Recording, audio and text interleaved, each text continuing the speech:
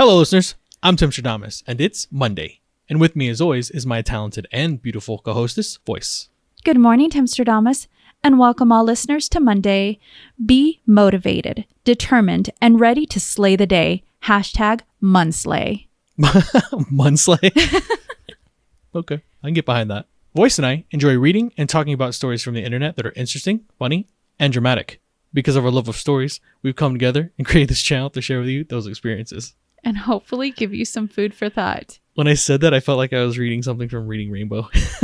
And dramatic. Reading Rainbow. I love that show. Well, my bossy Libras, it's your turn this week. Calling all you fantastic Libras out there. As the adventure of life takes a quirky turn this month, gear up to tackle the uncharted with a dash of finesse and sprinkle of adaptability. Think of it like trying a new dance move. It requires a bit of practice, but oh, the fun you can have. Picture yourself as a charming chameleon, effortlessly wowing everyone you meet. With your charisma cranked up to max, get ready to take the romantic stage by storm. Love and connection might just be the stars of your show this time around. Now, don't let that success go to your head. While you're basking in the spotlight, remember to play nice with your co-stars. Relationships are like a delicate recipe. A pinch of your charm, a dollop of understanding, and a sprinkle of shared laughter can make for some seriously delightful moments. But wait, there's a plot twist. Even with your fan club cheering you on, challenges will pop up like confetti. Don't fret. You've got the skills to conquer these curveballs. Just like a hero in a rom-com, you've got to work for that happily ever after.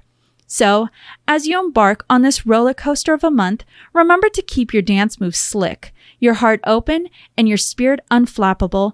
Who knows what kind of enchanting escapades you'll find yourself in. Get ready to waltz through the unpredictable with style, Libra. That was the end. That was the end. You caught me in the middle of it. I did.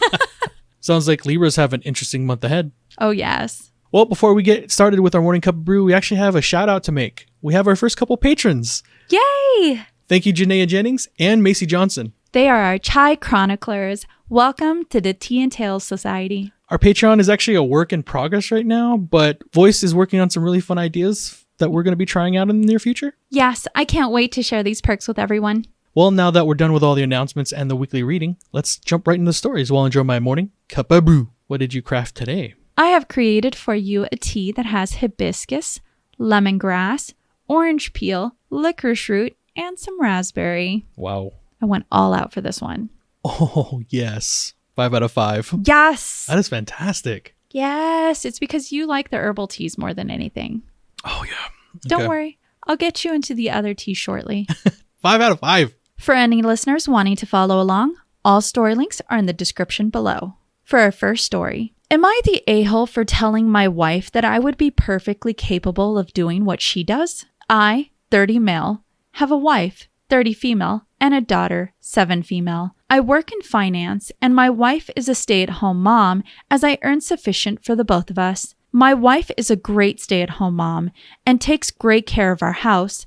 I was lucky to buy a home as I earn well in the medium cost of living city. I love my wife, but she finds it humorous to say that I am incapable of doing household tasks. We had agreed that she would do them when we decided she would stay at home, but then if, let's say, I load the dishwasher for her, she will claim I did it wrong just because I do it differently than she does. It still cleans well. The other day we were eating and she told me about her day and how she went grocery shopping and optimized the cost of buying specific items at specific stores and accounting for the cost of traveling to each store.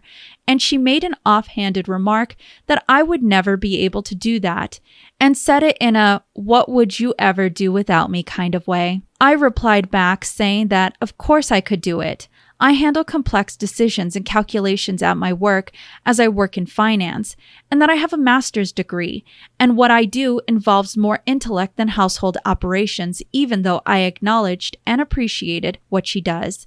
I would be capable if the roles were reversed. She got angry and seemed to think I was calling her stupid when I wasn't, and then cried, and now I feel like an a-hole. She said she was a very good student, and had she graduated, she would be in my position as well. My wife and I met in college, but she was an international student studying physics and computer science, and she had issues with her loan from her home country and could not afford to complete it.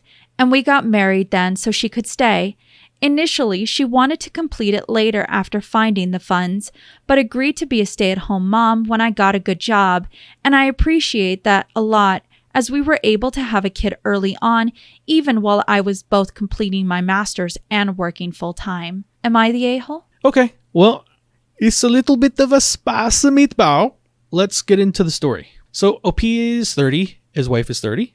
They have a child together. How old is the child? 7. Okay. So he says he works in finance and he has his master's. Correct. And he met his wife in college. Yes. And I think she was, I guess what he's saying is halfway through her studies and unfortunately scholarships or something like that because she was an exchange student. Correct. Unfortunately, something fell through for her and then she couldn't complete her education. Now, what is it that she was doing for She school? was studying physics and computer science. Okay. So they have the kid. Whose idea was it for her to become stay-at-home mom? Well, funny that you say that. He actually puts it in the comments that her being a stay-at-home mom was his idea.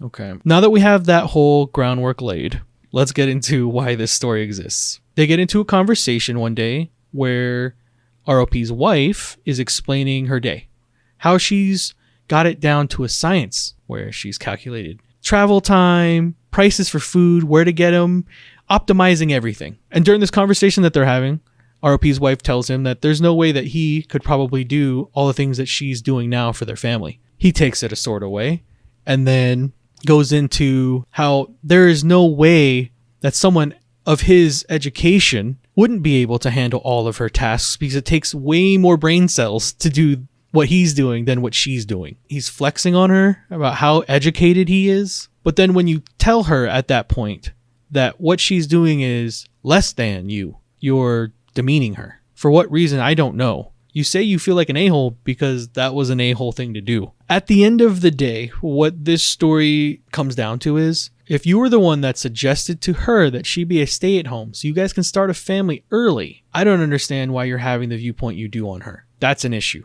You're definitely the a-hole OP, but I do hope that your wife goes back and completes her education because it sounds like that would be good for her. Well, funny that you say that, actually. Let me just go ahead and go to our consensus first, and then we can go ahead and delve into the real big details here. So the consensus says he's the a-hole for this.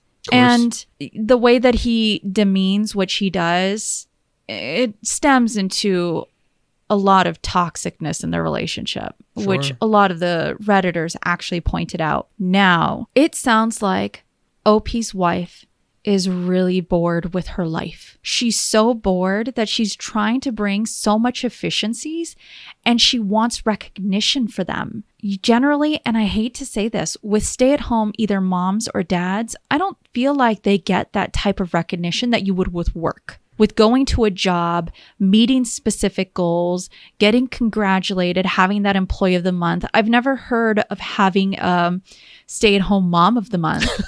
I've never heard of a stay-at-home dad of the month. Yeah. So you don't get that same type of recognition, especially if your partner doesn't see that there's almost a cry out for that type of acknowledgement. And then you definitely hear it when he says that she cries and says that she was a really good student and she would have graduated and been in a position just like him had she been given that type of opportunity. Now, our poster did confirm that his wife does want to go back to school and finish. Good. So here comes, I feel, everything full circle, especially considering how everybody's delving into the comments regarding this issue. She becomes a stay-at-home mom because he requests it. Yeah. Now she seems to be unhappy, bored, and is trying to find some sort of productivity in her life that's bringing her joy. Sure, she's not being stimulated enough. And then on top of that, you have him comparing his achievements to hers and is, as you said, demeaning it. I think the crazy part for me is that she is so close to completing her goal when it comes to her degree. Our OP has actually confirmed she's only 3 semesters away from getting her Ivy degree. Oh no. she definitely needs to go back and get that validation for the hard work she already put in. She's more than just a mom. I think that's what we're trying to tell everyone is you're more than just, if you do stay at home, you're more than just that. I definitely agree with that. And hopefully the Redditors have given ROP some food for thought regarding this one. I hope so. Well, let's go ahead and go to our next story and see what's happening with this family. Am I the a-hole for telling my brother's fiancé that we don't owe her a family? My female 25 stepbrother, Nico, 29, has recently got engaged to a woman called Jenny after dating for 2 years. We all tried to welcome Jenny, especially knowing that she grew up in the foster care system and didn't have a family. We tried to get to know her, but she seemed to want an instant, intimate connection rather than building one. Me and my younger stepsister, Chelsea, 22, bore the brunt of her neediness, but our parents have also expressed concerns. Since she met us, she has been trying to insert herself into pictures, family disputes, and social events. She has no boundaries. We've all talked to Nico about it so many times, even sitting him down as a family, and he keeps saying he will talk to her, but nothing changes, and it's got worse since the engagement. She tried to make me her maid of honor, demanded my mother throw her a bridal shower, started calling my parents' mom and dad even though they asked her not to, and reached out to distant family members that we don't even talk to tell them about the engagement. Last week, we were all, Chelsea, Nico, me, and our partners, staying at our parents' place. Jenny, Nico, and my boyfriend were the only ones not up yet, and the rest of us were in the kitchen. Chelsea, my mom, and I were talking about taking a weekend trip.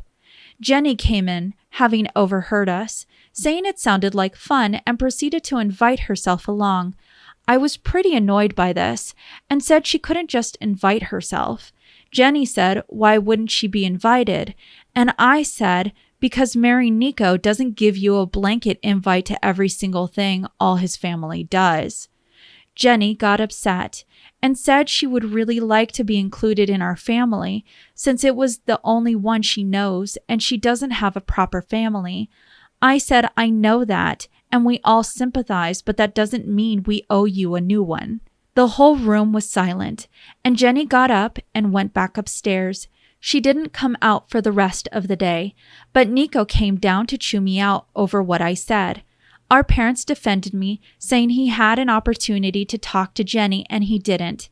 He and Jenny left the same day, and he's now only keeping low-level contact with everyone. When I've spoken to him since, he's just said I went way too low with what I said to Jenny and that I've set her back mentally and that she's really down. I do feel bad, but I also feel like Jenny has been overstepping. We are all open to a relationship with her. We all have good relationships with partners in the family, but she never really made a genuine effort to build relationships with us. She just decided she was entitled to them, which I think isn't fair. I don't know if I should reach out to Nico or Jenny with a more fervent apology, which I will if I have really screwed up here. I don't want to be the reason Nico stops talking to us. I just feel like he dropped the ball by letting it get to this point. Edit 1. Okay, I'm adding this because I thought it was implied, but maybe not. We do push back when Jenny is being intrusive. I can't count how many times I have said, Jenny, I'm not comfortable talking with my sex life, therapy, medications, etc. It's really personal. Can we just change the subject? We move on from the conversation, but the next time I talk to her, it's back to square one. Same with my parents. They politely ask her not to call them mom and dad, and she stops for the duration of that conversation and then starts again next time. We've never had a more in-depth conversation with her. We offered, and Nico said no, he would talk to her. Edit 2. For everyone saying I should consider Jenny family because she's engaged to Nico, that isn't what I meant with that comment. I commented this elsewhere, but I'm copying because it encapsulates what I was trying to get across. I never said or meant that she isn't part of the family. I guess what I meant with what I said was, you can't parachute yourself in and expect us to be the family you deserve. Because the family every person deserves is one with their mom and their dad, and it's happy and it's from birth, and you don't have to do anything to earn it. Sadly, not everyone gets that. I know I didn't. And I know how much it must suck for her to feel like she has to work for what other people got for free. I have a shitty bio dad, so I kind of know. You think, why do I have to be good and clever and kind and a million other things to have a good family, while all everyone else has to do is just be born? And it's the worst. But when you come into a family that already exists, that's the way it is. They learn to love you, and it takes time. My stepdad didn't love me the second he met me, or love me just because he loved my mom. He got to know me and figured out who I was as a person, and he loved me for me. We wanted to have that opportunity with Jenny, and maybe that doesn't feel good enough for her, and I guess it's not really fair that she doesn't have the other kind of unconditional love. But I don't think it's up to us or anyone to fix. That's just my view. Am I the a-hole? Oh my Lanta. Well, we're just going to keep the interesting stories rolling on Monday because this one is... I've got questions. Let's start with this. So OP, they're in their 20s. Correct. Our OP is 25 and Jenny, she actually puts in the comments, is 27. Okay. So they're all similar age. It sounds like they have an interesting family dynamic developing right now, though. So Jenny is getting married to OP's stepbrother. How long have they been in a relationship together? For 2 years. 2 years. Okay. So I'm assuming, like a lot of relationships, Jenny probably got introduced maybe a couple months in or a year into their relationship. So they've probably known Jenny for about, we'll say, at least a year at this point, right? Correct. Okay. I would say so. Sometimes it's a little less, more. It just depends on you and your comfortability with your family and introducing them to people. It sounds like Jenny from the start has looked at her boyfriend's family as her immediate family. And it looks like Jenny, unfortunately, had looked at her boyfriend's family and wanted to force an emotional connections very early. And she is correct, though. It does take time to foster those relationships. You can't just get them because you marry into them. I can see where she's uncomfortable and the rest of the family. So OP has said it many times throughout her story that Jenny repeatedly tries to put herself closer to the family, self-inviting to things. That's a problem for a lot of people. I mean, you can definitely see that there are boundary issues. You're allowed to have your boundaries. And I guess throughout their relationship with Jenny so far, they have, I guess, tried to let her know. And then they went to Nico, her stepbrother, and told him to explain it to her. And I believe Nico has said on numerous occasions that he would. Obviously, he didn't, because you wouldn't be at this point. They even went so far as to try and say, hey, look, if you feel uncomfortable doing it yourself, we'd be more than happy to have like a family talk regarding this. And then he sidesteps that and says, no, I got it. How old is Nico again? Nico is 29. 29. Okay. I'm wondering at that age why you're having a breakdown of explaining things to your fiance, especially when they're this important, because it's not just ROP that has a problem. Now I come full circle on this, where when you were reading the story, this is where the big question came up. Now, this is my experience with families throughout our lifetime. When you get introduced to someone's parents, normally they want you to call them either mom or dad. That's been my experience, even with friends. As much as I appreciate those things, I've never taken them on because I have a mom and I have a dad in my mind. And that's, everyone has their feelings. But I would wonder why, in this scenario, the parents, it sounds like, went out of their way to make sure she understands that they feel uncomfortable with Jenny calling them mom and dad. I can actually answer that question for you. Okay. So our OP actually says she doesn't call her stepdad dad. Okay. And Nico doesn't call his stepmom mom. Okay, so they don't even have that within their family structure. Correct. Okay. So they said for her to come, and rather than generally you would be asked, hey, can you call me mom? Or I'd love to be called mom, or I'd love to be called dad. I think you calling me dad would be amazing, right? Yeah. Rather than being offered that, she just started doing it. And when their own stepchildren don't even do that. I can see where, yeah, that could make it very awkward that very first time you're all sitting together and someone outside of the family, because she's not in it yet. She's a fiance. Correct. Calling the mom, and the stepdad dad. I can see where I'm sure that kind of puzzled everyone at the beginning, especially if they didn't offer it. And I think on here you have OP has a husband. OP's sister has a partner as well, stepsister, and their partners don't even call the parents mom and dad. They also just call them by their name. She's the only one that's opting to call them mom and dad. And it feels like it's potentially because she's trying to fill a void that's never 100%. Been filled. The OP says it. Unfortunately, Jenny didn't grow up with a family. She was in the system. Correct. Now, let me just go ahead and provide a little insight into their backgrounds. Okay. So our OP says, my mom is African, but raised in Europe. My stepdad is Italian. We were all raised in the US mostly, with a few years in Europe. Jenny is Caucasian and American. Okay. So where a lot of the family was raised, it sounds like the parents in this story were raised overseas. Oh, it sounds like it's a multicultural. And it's just a clashing between of course. Everything. So I guess at the end of the day, as bad as I feel for Jenny, because you are right when you said that statement, she is trying to fill a void that she never had. She's going about it the wrong way. And I hope that Nico gets his head out of his butt, because he needed to explain those things before they make her chance to have the family she didn't have completely rot away because of his inability to explain the nuances of that family dynamic. I hope that the family embraces her, brings her in, and talks to her about this. Because I'm sure if ROP explained it the exact same way she did to all of us, that Jenny understands it. So I do believe that ROP is not the a-hole, but I do still feel bad for Jenny in this situation, because you are speaking about someone who hasn't had the chance at having a true family. I can just hope that someone like Jenny gets a chance, a fair shake. I definitely agree with that. So the consensus is not the a-hole. However, a lot of Redditors actually put down the real a-hole here is Nico for truly failing as a partner. Now, for me, when I read this entire post, I felt that it was more of no a-holes here. It sounds like it's growing pains between everyone.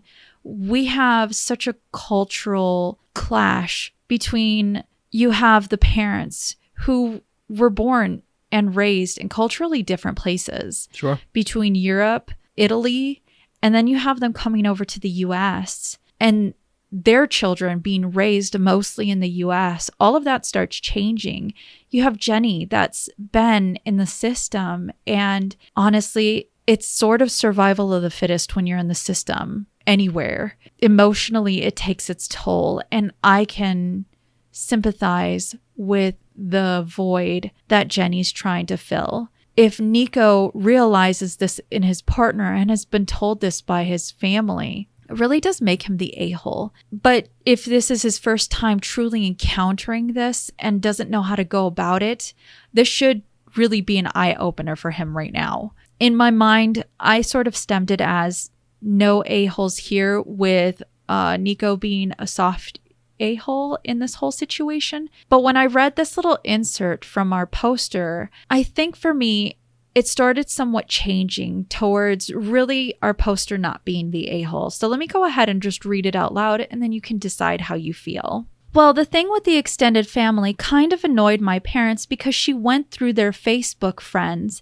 and just messaged everyone the same surname, most of whom are people they don't really speak to. Then the relatives are messaging my parents being like, this person says they know you. Is this a scam? And they're like, if she wanted to announce it or invite them, why not ask Nico to get their contact information? Anyway, that's what my mom said. My mom is helping care for her terminally ill brother-in-law on top of her part-time job. She really doesn't have the bandwidth to throw a shower. When she told Jenny this, Jenny just said, "Well, I don't have a mom to throw it, so you have to." Which deeply offended my mom because literally she drives an hour each way every other day to watch her brother-in-law dying and her sister stress vomiting. Who is Jenny to tell her she has to do anything? Again, I wasn't upset she asked me to be the maid of honor.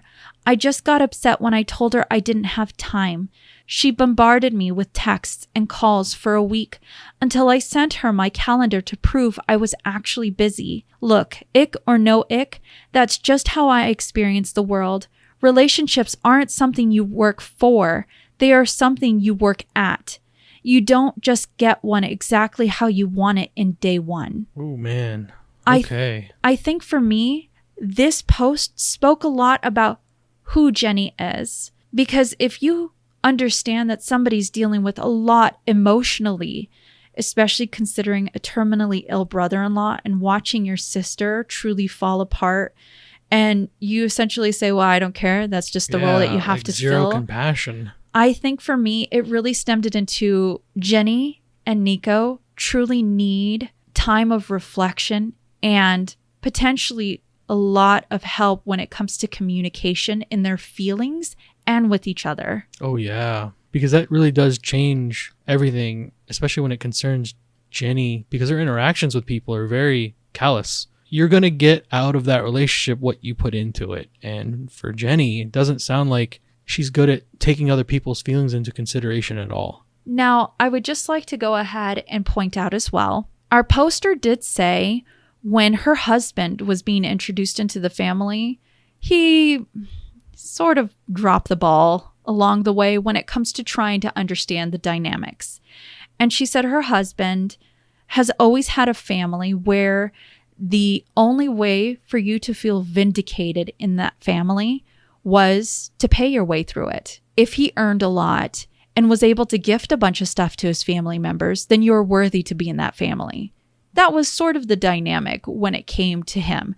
So when he was introduced into her family, he tried to use that same tactic of, well, I can just buy their love. Unfortunately, it didn't work quite that way. For him, he actually tried to put they make it, I guess, sort of a family joke now, where he spent for this statue of a goldfish. I think it's cute that they have this family joke. It wasn't until it was truly them sitting down and really communicating that he doesn't need to buy their way into their affections. He needs to actually learn to communicate and get to know them to create those relationships. Sure. So I think for our poster, she's coming at it with, she sees how it is that Jenny's trying to do things. Her husband's done not exactly the same, something similar in a different way, concerning more money than self-inviting. But that's not the way to go about trying to be included in their family, that the relationships need to come naturally. They need to get to know them and allow things to open up. All of that, though, Jenny is being dismissive with other people's problems. That's the issue, is Jenny's not being understanding even a little bit.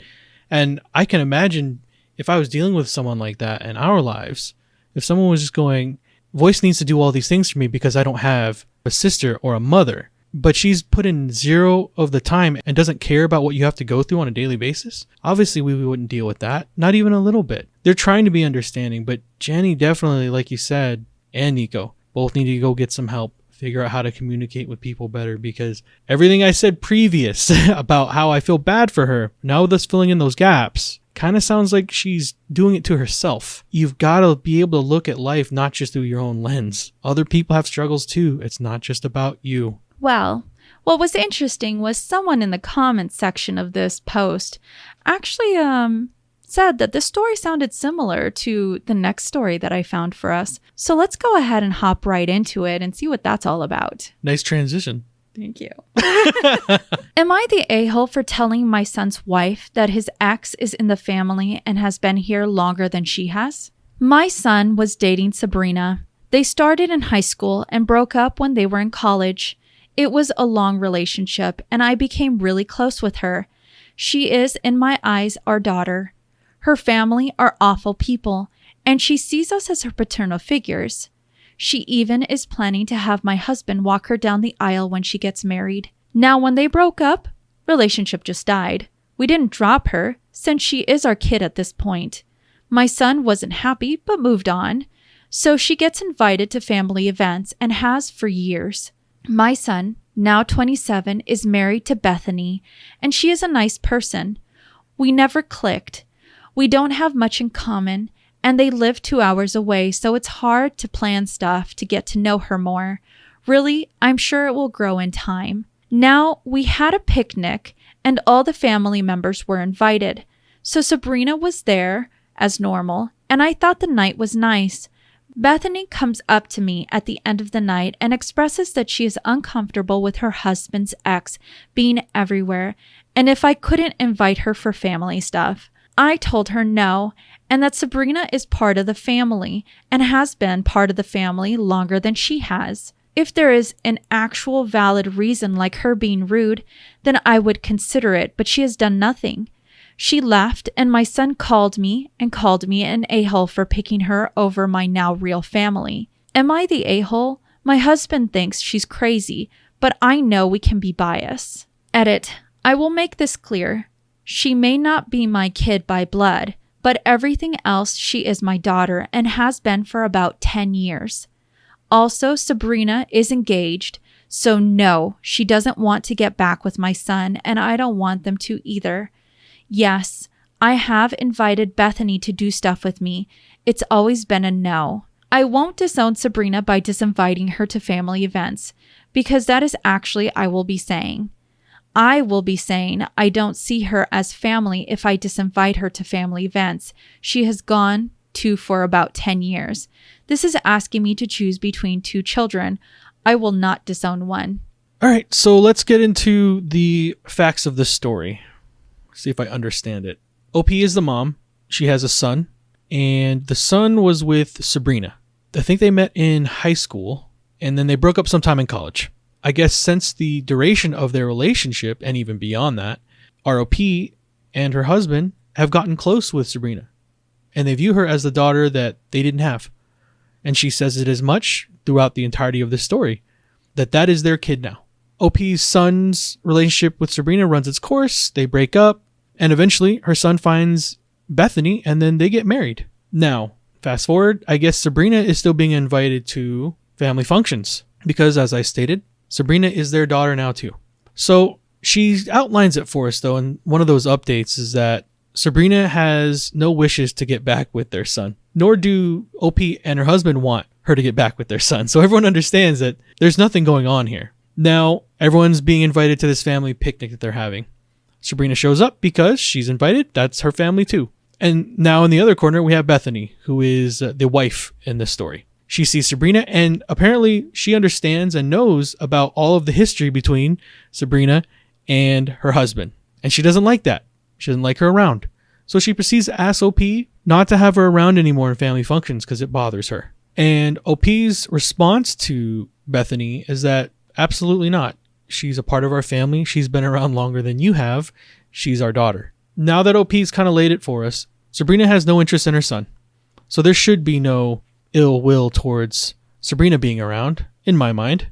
If she is a part of the family and they've embraced her as a daughter, it should not matter that she had a prior relationship with her son. But I will say this in regards to Bethany, you're allowed to have those feelings. If you're uncomfortable with someone being around, you're allowed to voice that. I don't know if I would do that. If there was already an understanding that there's no relationship between two people, I don't understand why you're holding that. But I also get that sometimes people's jealousy and not being able to see beyond that there was a relationship can be strong.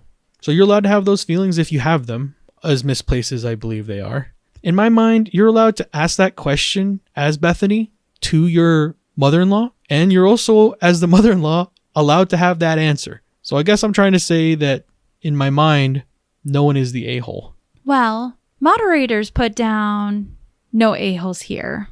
Okay. And it seems that a lot of people sided with exactly what you said. The OP sees Sabrina as her own child.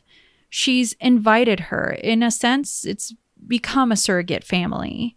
And Bethany's not an a-hole because of her feelings and that she's upset. That's just her feelings. Sure. Now, let me go ahead and read one commenter that I thought was very interesting in this post. She says, "You're the a-hole. I was Sabrina.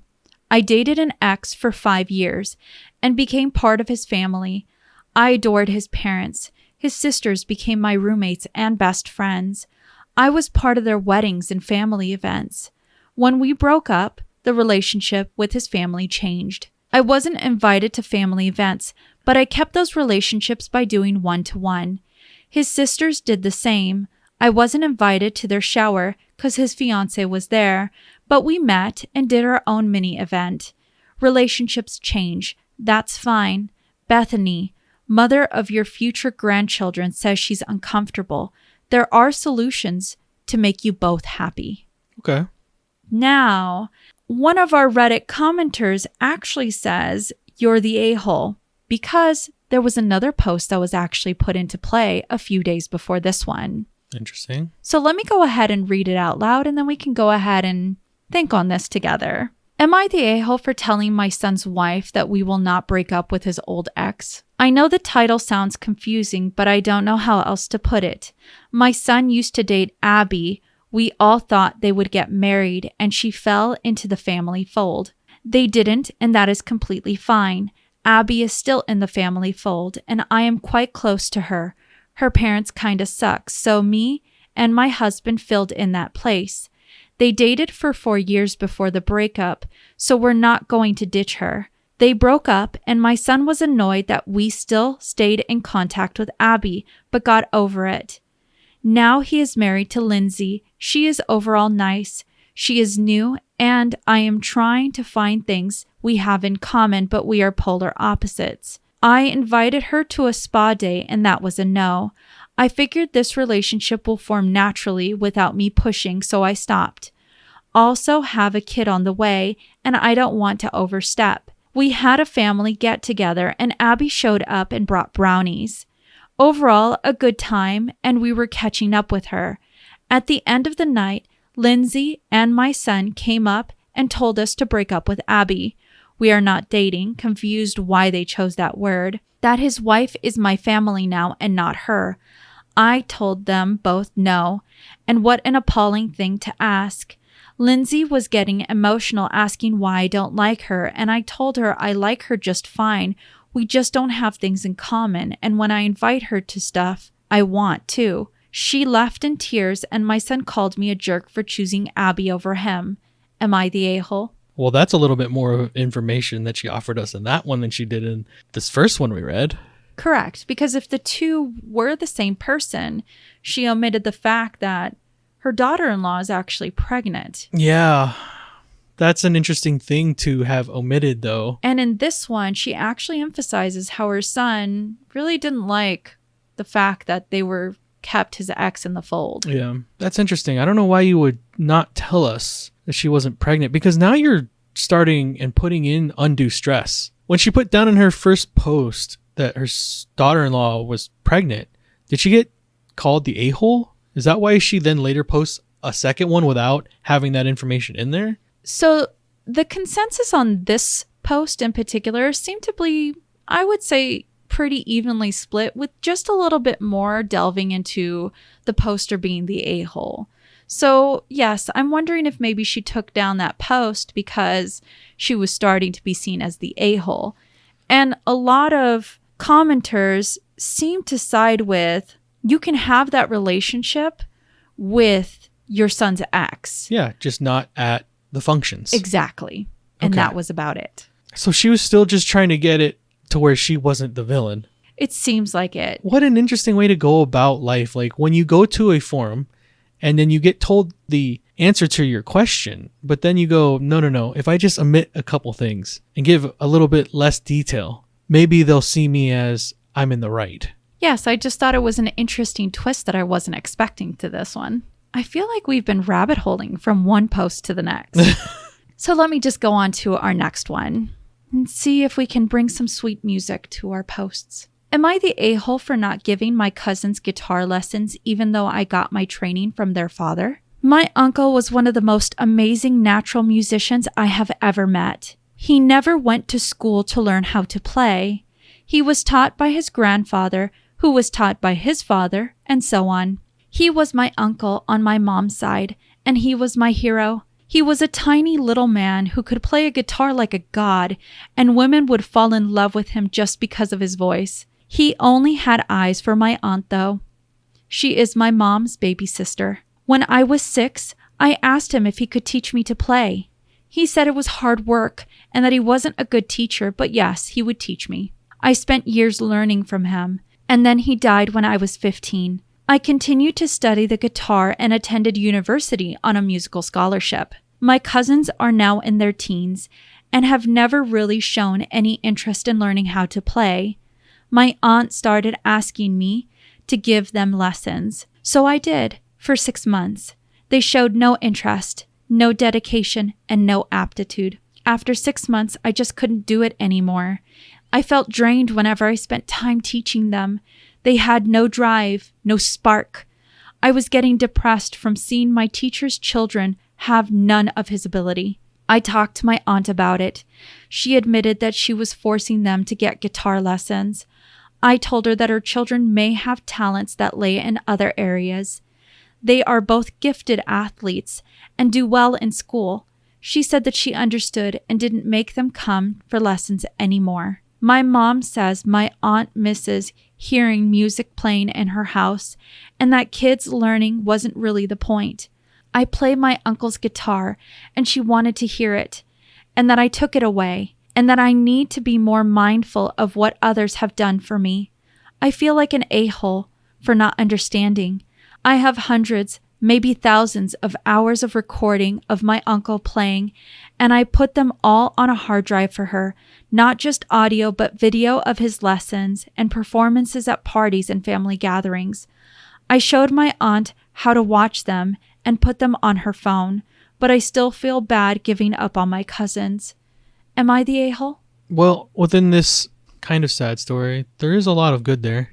You have an uncle that made a lasting impression on someone, and he gets to still pass that on. So that's really cool. I like that aspect of the story.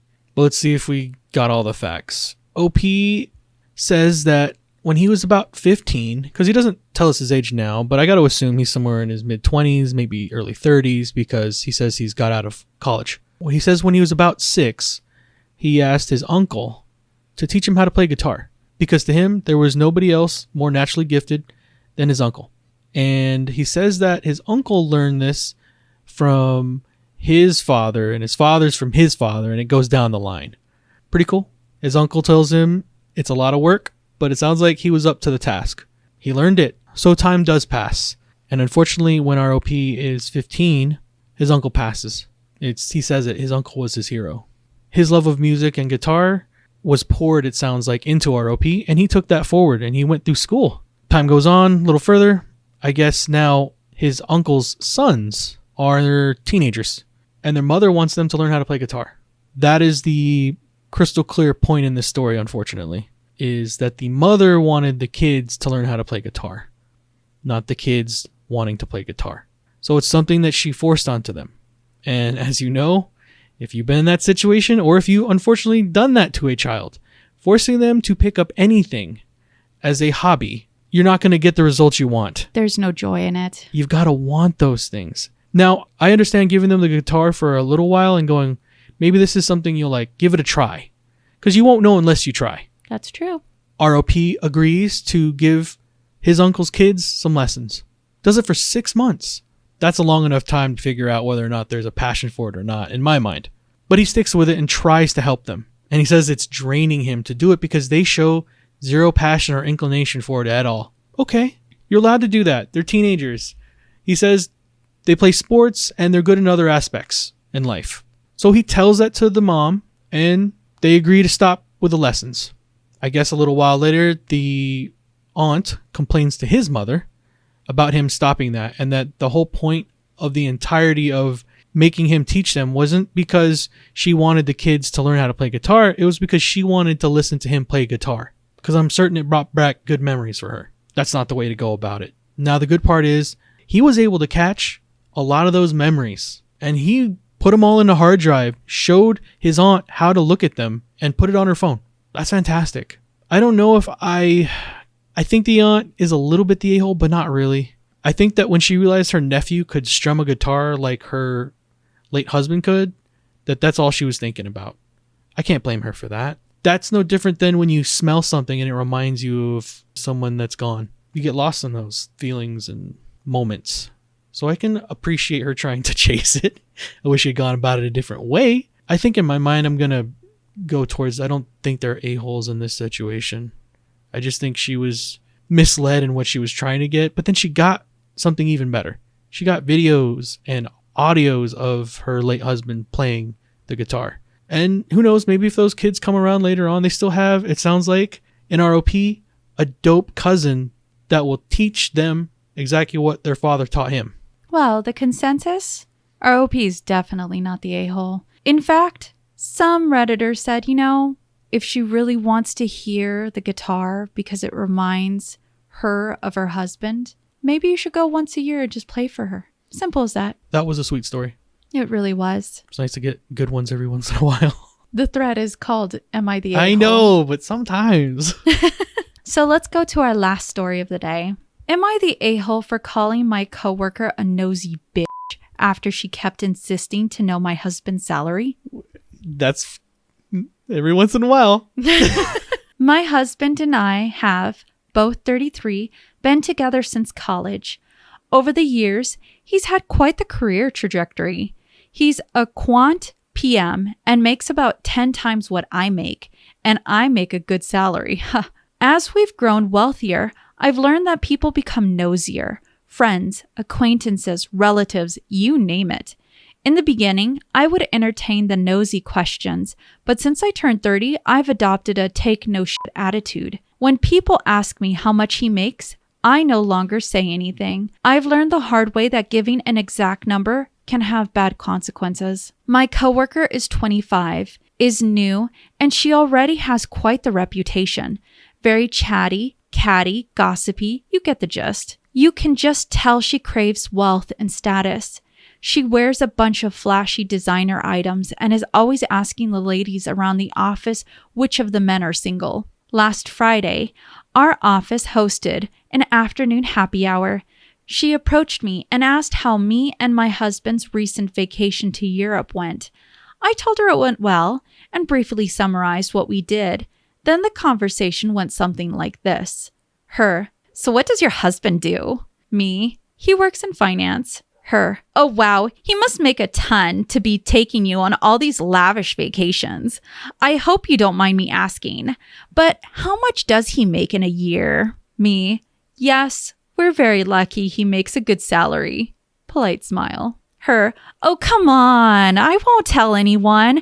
How much does he rake in a year? Millions? Me, I'd rather not say, but it's up there. Her, what? He doesn't allow you to give an exact number or something? Me, visibly annoyed. No, I just prefer not to say. Her, you'd think the stuck-up one would be the one with the money, not the one without. Me, you should learn how to take no for an answer and when to quit being a nosy bitch. It's a valuable lesson. Then I smiled at her and walked away. Later on, I had a few coworkers reach out to me and say that she was crying and left early and that I should apologize for calling her a rude name. I refused. I told my mom and she said I was too rude to the new girl and that she's young and might not fully understand salary talk. I think she's old enough. Husband is fully on my side and said maybe I should fake apologize for the sake of office politics, which I somewhat agree with, but still, am I the a-hole? Well, my valley girl. Thank you. All right, so this is saucy. Let's see if we understand all the facts. So OP is in her 30s. I think you said she was 33 and her husband's about the same age. Correct, both at 33. Husband, she says, is well established and makes a good amount of money. She in her own right also makes a good amount of money. Now, there is an office party that happens. I think they said an after hours cocktail situation. Oh, yes. And there's a new girl in her office. She doesn't actually give her a name. She just says she's a 25-year-old girl. I Correct. think. Okay, just wanted to make sure. I think she's trying to keep things on the down low when it comes to names. You could have at least given her a alias for us. We can just call her Valley Girl. Okay, we'll call her Valley Girl. So Valley Girl sounds almost fresh out of college. She's 25, and she clearly does not understand salary talk. That's not something you normally get into, especially around coworkers. So I guess we'll just go ahead and give her the alias. We'll call her Becky for sake of the story. I dig it. So I don't have to keep calling her a 25-year-old girl. So her and Becky get in a conversation at the work function. And I guess it starts with small talk. And then it gets into how much her husband must be making to be taking her out on these lavish vacations all the time. In her words, I think. OP is correct in how she handled it. She goes, I'd rather not say, but it is a good amount. And that's where the conversation takes a interesting turn because she keeps pushing past that point. And then she has this nasty comment to her OP. What was it again exactly? It was, you'd think the stuck-up one would be the one with the money, not the one without. See, that's where everything kind of goes off the rail. You push past a social boundary at that point, and then, in my mind, OP has full rights to say what she did to you.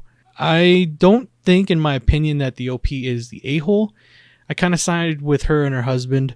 I understand that we were dealing with a 25-year-old, but you do have to know when someone is trying to tell you that they'd rather not, that you shouldn't then go insult them when they don't give you the answers that you want. Like, I don't know in any social situation where you would give someone the amount of money you do or do not make down to the penny. Like, that's very interesting that she's going about doing that. Now, maybe she's been doing that with friends and family prior, but coworkers, she's learning now, though. That's not a conversation that you have, especially when they're saying, I'd rather not. Well, the consensus is our poster is not the a-hole.